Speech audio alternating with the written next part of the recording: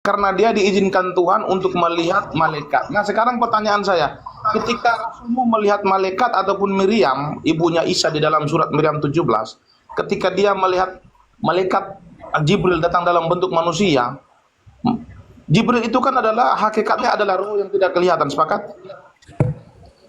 Hakikatnya adalah ruh. Tidak. Malaikat itu hakikatnya cahaya. Oke. Iblis hakikatnya itu api. Manusia hakikatnya tanah. Itu yang benar. Kalau Anda mengutip dari Al-Quran, Akan saya kembangkan sedikit ya, cara berpikir Anda sudah salah. Anda mengatakan hakikatnya malaikat adalah cahaya dan bukan roh. Saya mau mengatakan kepada Anda, malaikat yang Anda yakin sebagai Jibril itu hakikatnya bukan cahaya tetapi roh, tetapi bahan bakunya itu berasal daripada cahaya. Hakikatnya bukan cahaya, Anda harus paham ya. Coba dengar baik-baik ini aja. Ya. Kalau kau sudah tahu bahan bakunya itu adalah cahaya, lantas atas dasar apa kau katakan hakikatnya adalah roh? Dengar. Manusia bahan baku dari tanah, apakah manusia bisa dikatakan tanah hakikatnya? Tidak. Gitu loh. Tidak begitu cara berpikirnya, tidak begitu gitu loh. Manusia bahan bakunya itu, bahan baku dasar manusia itu tanah.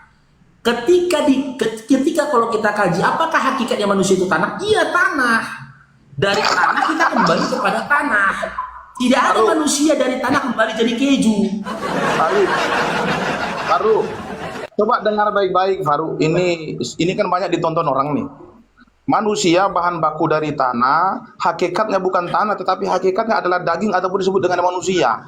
Malaikat bahan bakunya dari cahaya, tetapi hakikatnya adalah roh. Makanya Jibril itu disebut sebagai Roh Kudus, roh yang suci. Jadi Anda jangan mengatakan Jibril hakikatnya adalah cahaya. Di mana datanya dalam Al-Quran dikatakan hakikatnya Jibril itu adalah ruh? Di mana? Jibril itu kamu mengatakan hakikatnya cahaya, sepakat? Sepakat? Dia terbuat dari cahaya. Hakikatnya apa? Ya hakikat dia malaikat. Oke. Hakikatnya malaikat dapat dilihat secara kasat mata atau tidak? Nah, ada manusia ya yang diizinkan bisa melihat dia, yaitu Nabi dan Rasul. Oke. Ada manusia yang bisa diizinkan untuk melihat hakikatnya malaikat, sepakat? Bukan hakikatnya malaikat loh, Dinda. Kapan pula malaikat menunjukkan hakikatnya? Gimana sih pemikiranmu itu? Coba kamu dengar baik-baik ya. Nabi kamu itu kan diizini untuk melihat malaikat, sedangkan malaikat itu kan tidak kasat mata, sepakat ya? Malaikat itu makhluk ghaib, setuju. Tapi dengar dulu, malaikat, jin itu ghaib. Tapi Allah itu maha. Di atas ghaib, dia maha. Gitu loh. Maka ketika manusia bisa melihat malaikat maupun jin, tetapi tak akan mampu melihat manusia. Karena apa? Melihat Tuhan. Karena apa? Karena Tuhan itu maha. Dia di atas. Tuhan itu maha tidak dilihat gitu. Iya, Allah itu maha ghaib. Oke. Malaikat itu hakikatnya pada dasarnya dia itu adalah abstrak, tidak kelihatan secara kasat mata. Tetapi kalau Tuhan berkenan kepada manusia untuk bisa melihat malaikat, maka manusia bisa melihat, sepakat? Iya, manusia bisa melihat. Tuhan itu ketika kan Tuhan abstrak sama seperti malaikat. Kalau beda, jangan kau samakan. Ya, malaikat itu abstrak atas izin siapa? Atas izin dan kehendaknya Allah yang menciptakannya. Kalau kau samakan abstraknya malaikat dengan abstraknya Allah, berarti kau mempersamakan antara Allah dengan ciptaannya. Nggak bisa begitu. Kan dulu itu aku sampaikan samamu. Kalau Allah itu maha, Dialah yang menjadikan malaikat itu abstrak. Dialah yang telah menjadikan jin itu juga abstrak. Tapi Dianya bukan abstrak jin nggak? atau malaikat yang telah menjadikan Allah itu abstrak, bukan. Iya, Tuhan menjadikan jin dan malaikat itu menjadi abstrak. Tuhannya sendiri abstrak nggak? Tidak, dia maha. Kalau jin itu abstrak, Allah itu maha abstrak. Dia maha ghaib. Kan udah disampaikan begitu loh, Dinda. Oke. Poinnya lah, apa poin dari pertanyaanmu? Poinnya apa ini? Cepat Dinda, sebelum abangnya asar, cepat. Iya, saya tadi bertanya, nanti kita akan masuk ke dalam konteks Tuhan menjadi manusia. Itu tujuan pertanyaan saya. Maka saya ingin menguji kemampuan cara berpikir, cara berfilsafat kamu. Tadi barusan kamu tadi mengatakan Tuhan itu bukanlah abstrak, tetapi dia maha abstrak. Saya sepakat, namanya abstrak itu adalah sesuatu yang tidak kelihatan secara kasat mata, tetapi dia dinyatakan ada. Nah, sama seperti Tuhan, malaikat itu dinyatakan sebagai abstrak. Sama seperti macam surga. Surga itu abstrak, Pak. Neraka abstrak, Pak. Semuanya itu abstrak, tetapi dinyatakan ada. Anda harus paham. Definisi abstrak itu Anda harus paham dulu. Nah, tujuan pertanyaan saya tadi begini. Tuhan itu abstrak, sepakat, tidak kelihatan. Sudah? Abstrak itu adalah dia dinyatakan ada tetapi tidak kelihatan, itu disebut dengan abstrak. Nah, Tuhan Anda itu abstrak, sepakat? Tidak. Memiliki sifat maha kuasa. Maha kuasa. Oke. Ketika kau mensifati Allah, kau harus menisbatkan dengan mahanya. Jangan kau samakan dengan yang lainnya, nggak bisa. Baik. Karena apa? Karena gini Dinda ya, aku potong sedikit ya.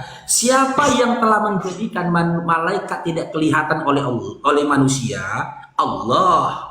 Kalau kau samakan ketidakterlihatan antara Allah dengan malaikat, maka muncul pertanyaan, siapa yang telah menjadikan Allah tidak kelihatan?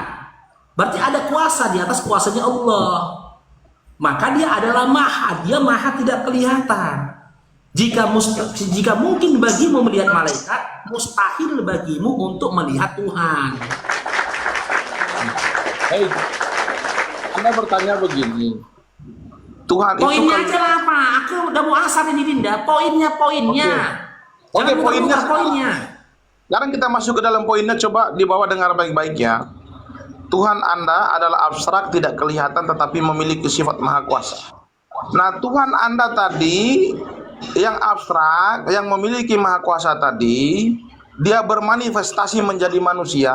Maka kalau dia menjadi manusia, bisa nggak disembah? Yang saya tanyakan, ketika Tuhan jadi manusia, apakah dia maha kuasa? Oke, mantap. Ketika Tuhan menjadi manusia, apakah dia akan menjadi maha kuasa? Saya mengatakan kemahakuasaan itu melekat di dalam dirinya.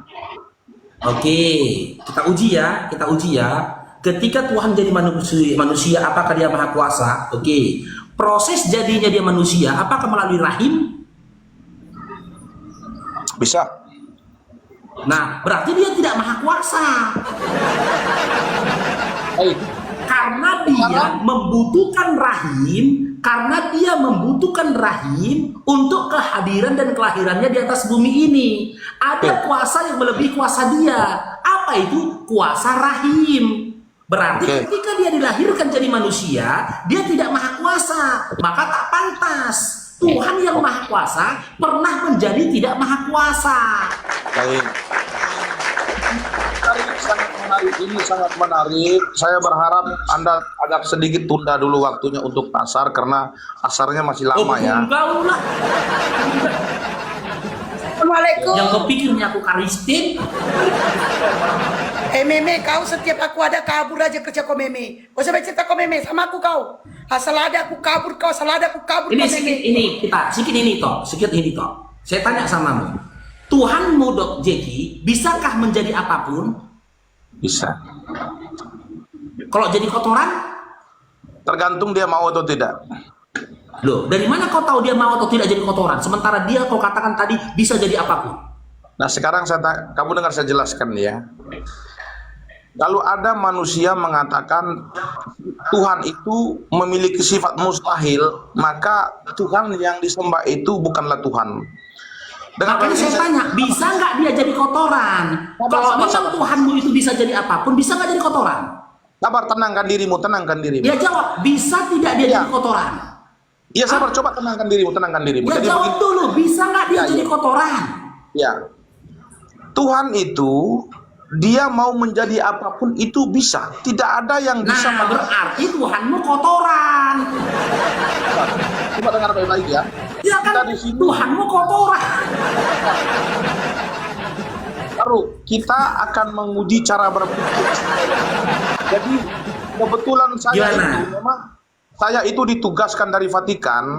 Itu tugas saya adalah Bukan. Oh, Vatikan langsung. Oh, dari ya. Vatikan. Jadi saya itu dari Vatikan itu untuk memperbaiki cara berpikir teman-teman Muslim yang coba mengkritisi dalam diskusi agama. Makanya saya itu ditugaskan langsung. Maka di sini saya mencoba memberikan pemahaman cara berpikir, cara berfilsafat di sini. Nah, sekarang saya jelaskan kepada Anda, coba dengar baik-baik ya. Tuhan itu memiliki sifat maha kuasa. Kalau sudah dikatakan sifat maha kuasa, apakah dia bisa menjadi batu? Bisa. Bisa nggak dia menjadi tanah? Bisa. Bisa nggak dia menjadi tai? Bisa.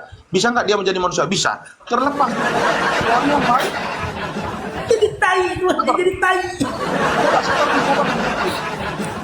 Coba sabar, tenang. Kamu tenangkan dirimu, sabar. Ini kan memperbaiki cara berpikir nih. Nah, terlepas dari itu, tanya kepada Tuhannya. Tuhan mau nggak menjadi batu? Nah, ditanya sama dia. Kalau ditanya, dia bisa Pak. Kalau Tuhan tidak bisa, dia bukan Tuhan, Pak. Itu cara Yaudah. berpikir yang benar. Ya udah kalau Supaya gitu sedikit Anda lagi nih, Jeki, bentar Indah Jeki. Yang sudah terjadi aja kita kaji ya. Ya kan? Oh, ngelek lu, Oke. ngelek. Kau bilang Ngelek. tadi, enggak dengar lo. Tadi kan kau bilang tanya Tuhannya, mau nggak dia jadi tai atau mau nggak dia jadi batu? Oke. Ketika kau percaya Tuhan jadi manusia, apakah Tuhan mau jadi manusia? Mau. Di mana datanya Tuhan mau jadi manusia? Oke. Kalau datanya itu saya akan menafsirkan mulai dari kitab Perjanjian Lama dan Perjanjian Baru. Dengar ya. Saya tidak minta tafsir, saya minta data literate. Saya minta Nggak data bisa. literate. Oke, baik. Nah, Anda meminta Karena berdasarkan Ulangan 23 nomor 19, Tuhan bukan manusia. bilangan bukan ulangan, bilangan. Iya, bilangan 23:19, Tuhan bukan manusia. Oke, baik. Saya akan jawab. Saya berharap Anda tetap kondusif seperti tadi ya. Jadi kita akan sedikit mengulik bilangan 23:19, cara berpikir yang benar ya. Jadi bilangan 23:19 itu ayat tidak berbicara tentang bentuk, tidak berbicara tentang rupa, tapi ayat itu berbicara tentang sifat Tuhan dan sifat manusia. Maka Tuhan berkata begini, saya ini bukanlah manusia sehingga saya berdusta. Nah, kata berdusta di situ ada kata sehingganya, saya menganalogikan begini.